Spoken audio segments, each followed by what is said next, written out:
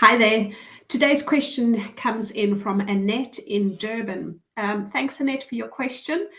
Your question is, how can I prevent insects from getting into my container? Can I put mothballs into each box? Um, Annette, there's a couple of things in there. First of all, I just want to remind you that your container is watertight. Chances of anything crawling into it are very rare. It's a sealed unit, okay? But that doesn't mean that there's not an insect that could just creepy crawly in while they're busy packing it up. There's not much you can do about that. You just don't want it found when you arrive in Australia, when your goods arrive in Australia.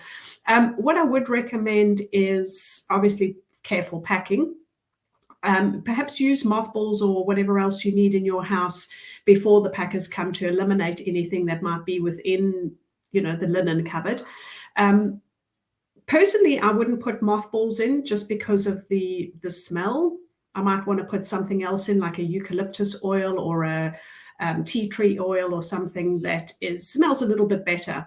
But don't put in any lavender sachets, for example, because remember, you're coming to Australia and Border Force do not like dried flowers, dried leaves, twigs, anything natural. So no lavender, nothing natural that you want to put into their container to make it smell nice.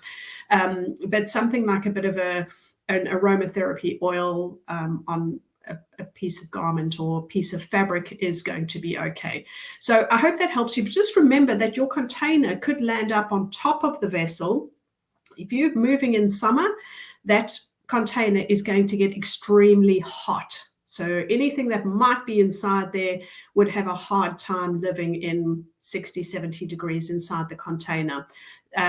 And what I would recommend, though, is if you're coming from a country where it's high humidity, you might want to get some of those little humidity sachets and put them into each box. I know when I moved from Singapore, the removalists actually just took handfuls of these sachets and put it into every box just to absorb some of the humidity. Even though I was leaving Singapore, obviously that can cause mold while it's out at sea. So that's probably what I'd be a little bit more concerned with. Annette, I hope that's helped you. If you have a question for me and you'd want to get in contact with us, please feel free to comment below, or you can go onto our website or email us. Thanks so much. I'll see you soon.